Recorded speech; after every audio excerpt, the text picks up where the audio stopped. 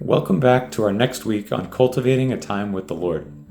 These points are very practical, and I hope we're learning to apply them in our times with the Lord.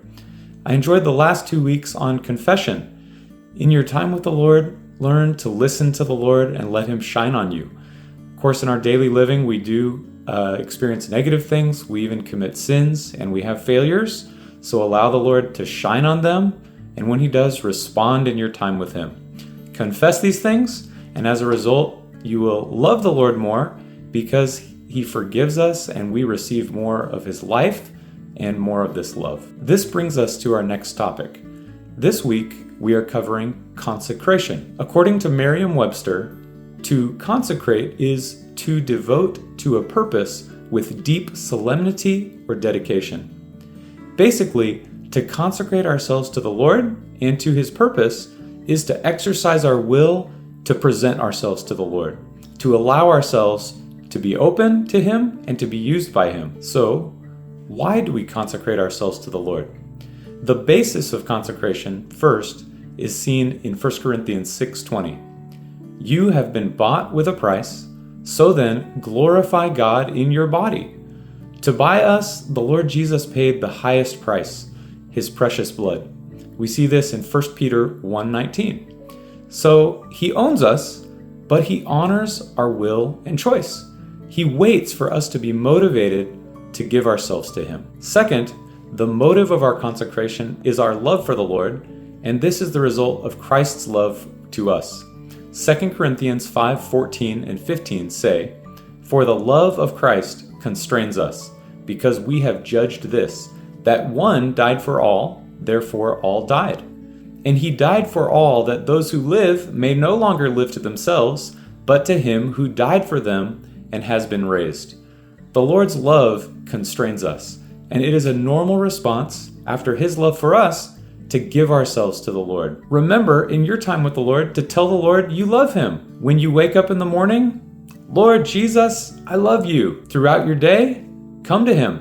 Lord Jesus, I still love you. After confessing and being forgiven by the Lord, aren't you filled with the Lord's love and filled with love for the Lord? The result of this love is that we give ourselves, our possessions, and even our future to the Lord. Here are 2 illustrations of consecration. In 1 Peter 2:5, we see that we are living stones who are being built into a spiritual house and a holy priesthood.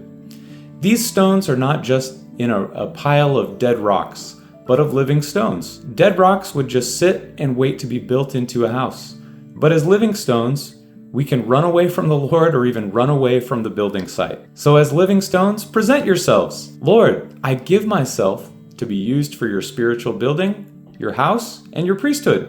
As living stones, we can grant the Lord our full cooperation, or we can run away. So in our times with the Lord, Lord, I present myself to you. Lord, please work in me. Please use me to build up your spiritual house. Here is a second illustration, which is even more inward.